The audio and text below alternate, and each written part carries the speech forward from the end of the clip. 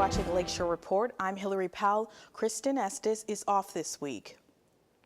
The U.S. Seventh Circuit of Appeals has upheld a lower court ban that Indiana's ban on same-sex marriage is unconstitutional. The ruling, which combines similar legal challenges in Indiana and Wisconsin, means the issue is now headed to the U.S. Supreme Court. Indiana's Attorney General issued a statement saying he will seek an appeal in the nation's high court, which has already granted a same stay of the issue in other states. The stay would mean the ruling would have no effect until the matter is decided by the Supreme Court. The Lake County Solid Waste Management District is without an executive director after board members voted unanimously to terminate the contract of Director Jeff Langbin Wednesday night. The move comes after Langbin was criticized by the board for using public funds to purchase a graduation gift for a county employee without having the purchase approved. The gift was initially listed on a district invoice as a briefcase, but board members later learned the purchase was a designer purse and accessories. Langbin will receive a severance package based on his remaining pay for the year and his benefits, which is about $36,000. Indiana's right-to-work law survived one legal challenge this week, while two others continue through the courts. The 2012 law prohibits unions from collecting involuntary dues from workers. A lawsuit filed shortly after the statute passed claimed the law violated the U.S. Constitution by requiring unions to represent workers without being compensated. This week, the Seventh Circuit of Appeals denied that claim, ruling in favor of the state. Two separate lawsuits filed in Lake County claim that the law violates the Indiana Constitution on similar grounds. One of the cases went before the Supreme State Court this week. The second is still pending. A ruling has not been issued in the state lawsuits. The state's Attorney General reached a settlement in two cases this week, which both involve region residents. In Jasper County, Ashland Propane Demont LLC has agreed to pay nearly $20,000 in restitution for overcharging customers last winter. According to a statement from the Indiana Attorney General Greg Zeller, the company signed pre-buy contracts with 93 customers to sell propane at an agreed-upon rate. When the prices spiked due to weather conditions in January, Ashland told customers it could not honor the contract due to supply concerns. Some customers were charged as much as 3 times the agreed rate. Zeller says the company was not experiencing a shortage and the court agreed. Affected customers will receive a credit to their account or a direct refund if they are no longer purchasing propane from the company. A second settlement reached this week will fund the cleanup of a lead-contaminated soil area in East Chicago. The Indiana Department of Environmental Management and the Environmental Protection Agency worked together to obtain the settlement. Under that agreement, the Atlantic Richfield Company and DuPont will pay an estimated $26 million to remove soil contaminated with lead and arsenic near a former industrial site in East Chicago.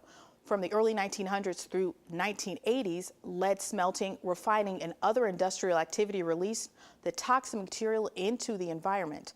The soil on nearly 300 public and residential properties will be removed and replaced as part of the agreement. Another state agency is moving forward with a new threshold for teacher licensing. The State Board of Education adopted new standards about school licensing at its monthly meeting this week to establish how K-12 teachers, staff, and administrators obtain licenses.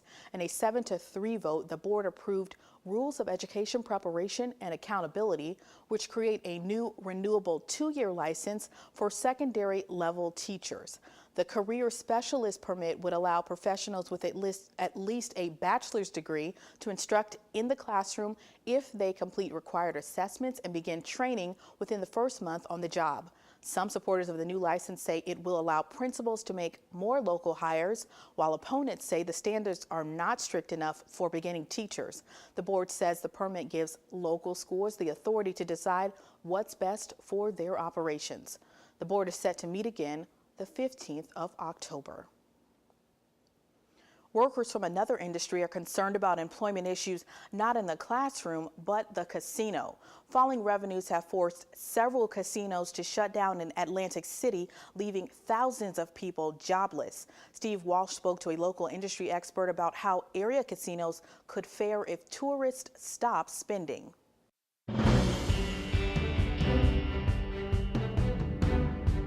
Atlantic City's largest casinos are closing this month. This comes as lawmakers are looking at how to handle a decline in revenue among Indiana casinos. To talk about it, we have Spiros Badastadas, who is president of the South Shore Convention and Visitors Authority, and for a time, he headed a similar group in Atlantic City. Spiros, welcome to the show. Steve, how are you? You are uniquely qualified to talk about this topic. But I was surprised. I don't keep up on Atlantic City, but the notion that 3 of its largest casinos closing down, and this comes really at the same time, Indiana has seen a pretty consistent decline in revenues from casino over the last several years, really since 2009. What do you think is going on here, starting with Atlantic City? Well, Atlantic City is an issue of destination, of the entire city. This is a city that the destination was gaming for decades, and you wanted to gamble anywhere east of the Mississippi, you went to Atlantic City. They really didn't have to diversify the product. They didn't spend a lot of very clear policy focus on building the whole city. Those 12 casinos just cranked out the business. When I was there, we were running 94% in our hotels. You couldn't find enough rooms to book a convention. So you've seen the transition now of the commoditization, as it were, of gaming. It's available almost at every corner. It's clearly available in almost every state. And you see some destinations that have just got caught real short, real quick, because they didn't build up or put emphasis on how do we book conventions, how do we build other things, how do we create a better experience in Atlantic City that now also includes gaming. They just relied totally on gaming. They were very dependent on gaming, and so when the change came, they really weren't prepared for it. So what does that mean for us? I mean, Atlantic City was used as kind of a model to bring casino gaming to places like Gary, Indiana, that would help provide fun to turn things around. And now we're seeing a decline here, really for the first time. We are seeing a pretty steady decline in year-over-year numbers. We've seen about a 9–10% decline. I think we have to start having the same conversation. If we want to, and it's important to differentiate, the casinos will always market themselves.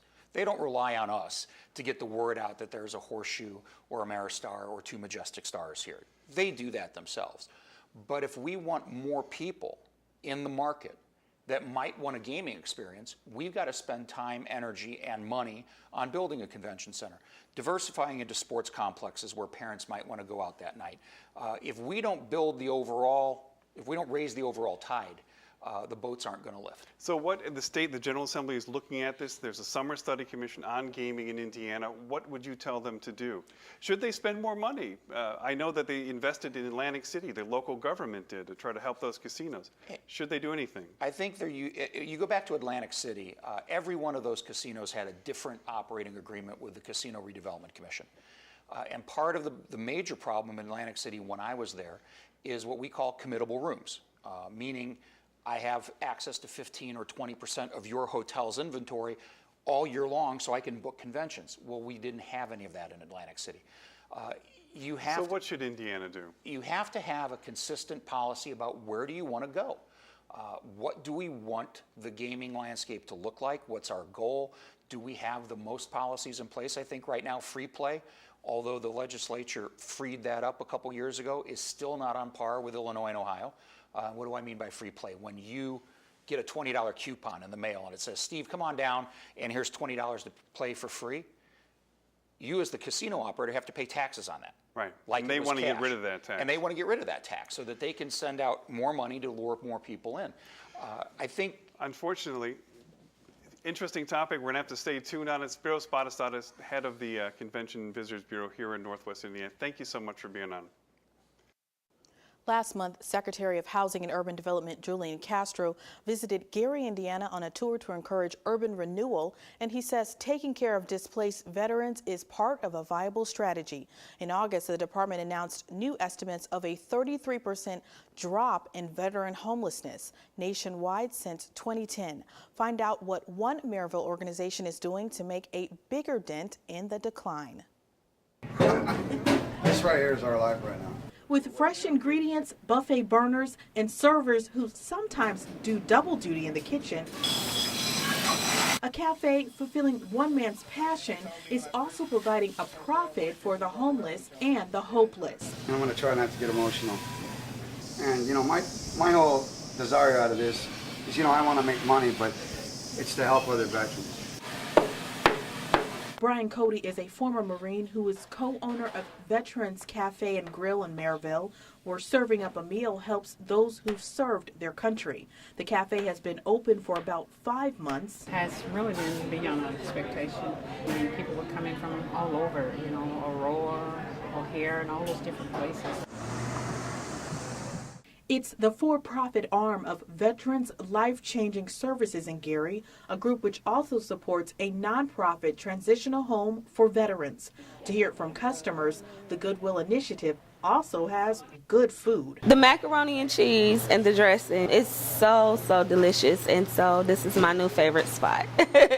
Half of the cafe is veteran-owned, and a portion of every meal served helps fund programs for displaced veterans. Part of that was to also give back to our homeless veterans, to help them stabilize themselves, and since they couldn't find a job, it was to teach them how to become entrepreneurs. Bessie Anthony Hitchcock runs Veterans Life-Changing Services with her husband and says Cody was the catalyst for the eatery. Brian stayed with us for 3 years, but while Brian was there, Brian also came with a culinary certificate. I was homeless. I'm still homeless technically, because I stay with a relative right now. They let me cook a little bit, and they saw that I could cook, and she gave me the opportunity to cook. Though the group gets no government funding, their efforts represent a growing push locally to see more support for veterans without a home. Construction is set to break ground this month on a Habitat for Humanity home in Maryville for a veteran family. And Gary Mayor Karen Freeman Wilson is one of 5 Hoosier mayors to take First Lady Michelle Obama's Mayor's Challenge to end veteran homelessness. Mayors work with HUD and commit to end veteran homelessness in their communities. It doesn't matter how much money we have federally if local communities aren't acting strategically. The Mayor's Challenge was really about getting local leadership to help us make sure that the right people are sitting around the table. One initiative pushed by the program is a housing-first approach to shelter veterans without a wait period. Army veteran Marjorie Newman has been homeless twice and says programs that meet veterans at their need battle helplessness. It's hard to describe. It's just basically like a feeling of hopelessness. I was staying with family members. I walked. I'd rather leave the situation, get out on the street if I had to. It helps to have somebody to talk to that's been where you've been. I'll fill it up, Jack. Hitchcock says the meals served here are a hand up, not out. When they go back out, they can become stable, you know, with financial, have permanent housing, and that was very important to me. HUD says they are working on other initiatives, including web seminars to identify ways Freeman Wilson and other mayors can curb veteran homelessness. Up next, a group of volunteers is working to honor a different but historic legacy. Reporter Sarah Holst has that story. This week, 2 very unique ships sailed into the harbor in Michigan City. Their mission is to serve as floating museums and remind visitors of the ingenuity and skill that helped shape the world as we know it. Set against an industrial backdrop, the vessels also provide a striking contrast to modern shipping on the Great Lakes.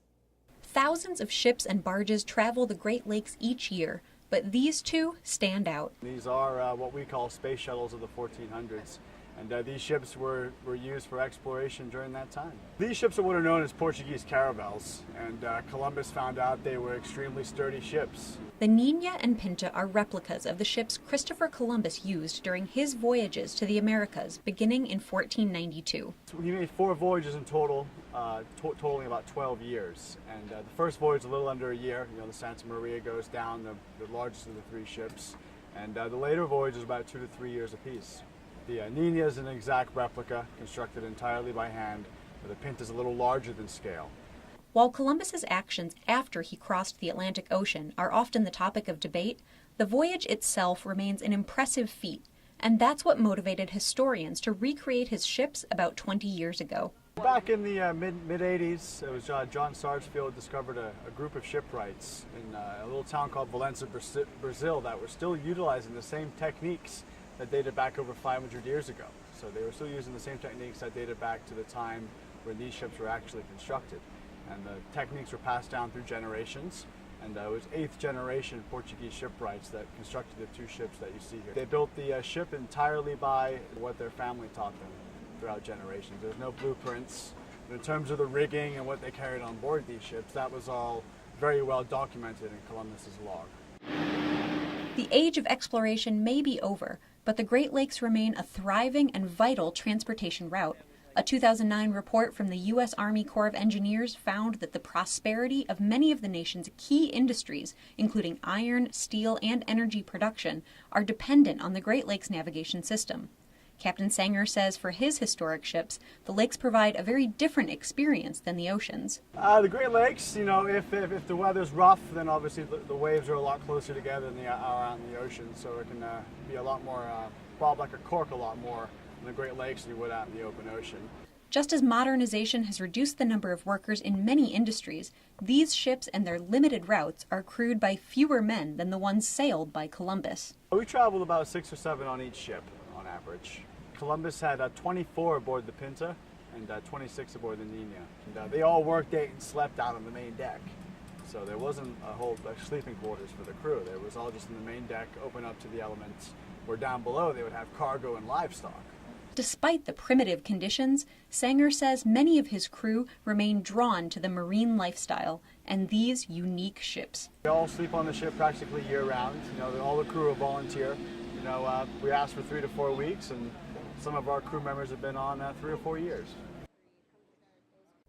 The Nina and Pinta will be docked in Michigan City and available for tours through September 8th.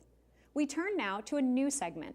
Lakeshore Report has teamed up with the Society of Innovators of Northwest Indiana to highlight some of the best forward-thinking people and projects that the region has to offer. We begin with an area inside the National Dunes Lakeshore in Gary, where a very old idea is reimagined for a new generation.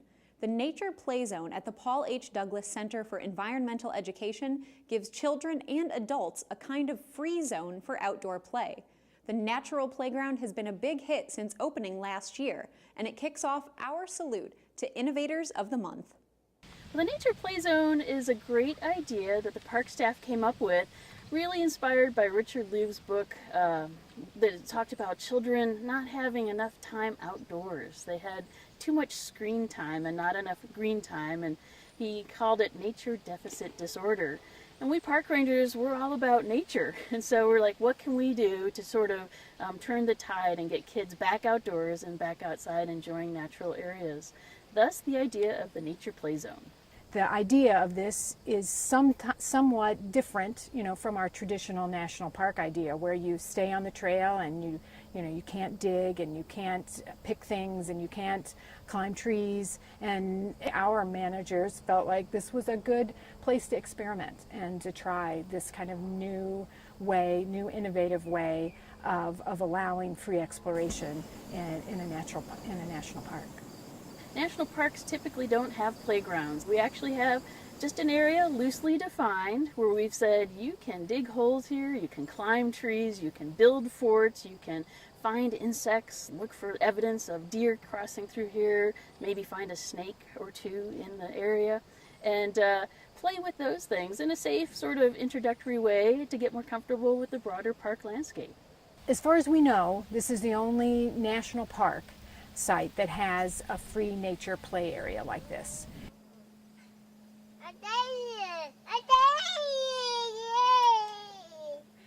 There is a long-term vision, I guess, to doing this, in that we recognize that if students, if young people don't, kind of fall in love, with the outdoors and with nature at an early age, it's going to be harder as they get older to, again, find that comfort level.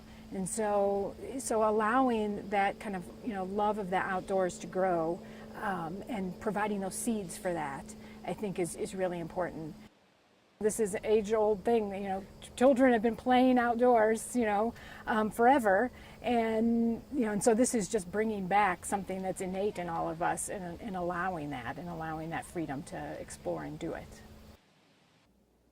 A celebration of artistic expression with over 70 years of history is returning to Hammond. John Kane has more on this week's Eye on the Arts.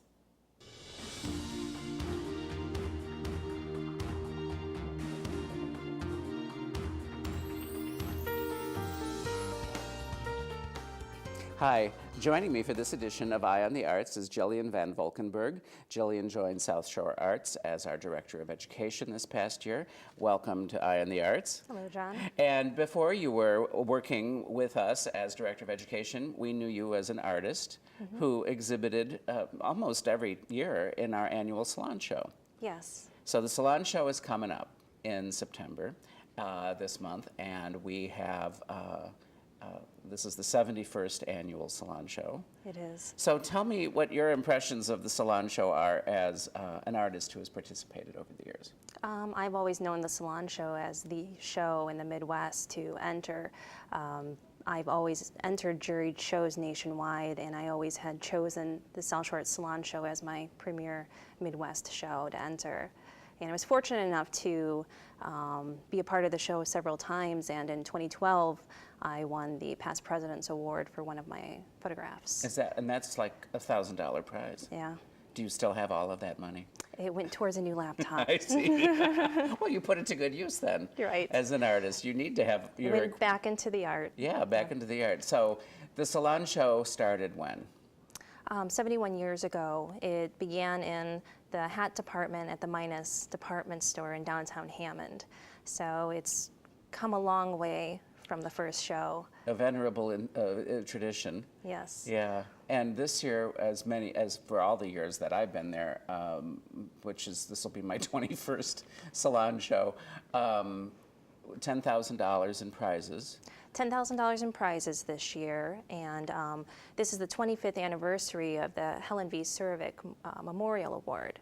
So we're excited to announce that. Yeah, the Cervics are a Hammond family who Mrs. Cervic had apparently enrolled her. I don't know if she enrolled her sons or one of her sons in art classes with us, but he did win a prize in our high school show, and that's why years later they wanted to honor her with this prize, and they've been doing this $2,000 prize for 25 years. So anyway, the salon show opens on the 14th of September. Yeah, and it runs through October 26th. Thank you, and thanks for being here to tell us about it. Thank you. And thank you for watching. We'll be back again next week with another edition of Eye on the Arts. Eye on the Arts is made possible in part by South Shore Arts, the Indiana Arts Commission, and the National Endowment for the Arts, a federal agency. For more on John Kane's segments or any of the segments you've seen on our show today, you can visit our website, lakeshorepublicmedia.org. And as always, we do want to hear from you. We can take your story ideas, comments, suggestions at tvfeedback@lakeshorepublicmedia.org. Again, we welcome any thoughts you might have on the show. You can always reach out to us on social media as well. We're Facebook. on Facebook, Twitter, all those things. So we want to hear from you and what you think about what's going on in the region. And There's a lot going on this weekend. Definitely, we know something's popping.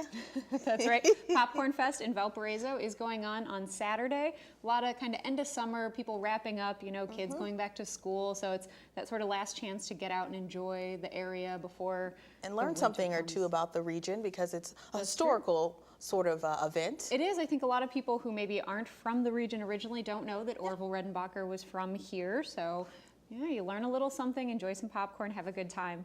Well, thank you for joining us on Lakeshore Report. We hope to see you back here again next week.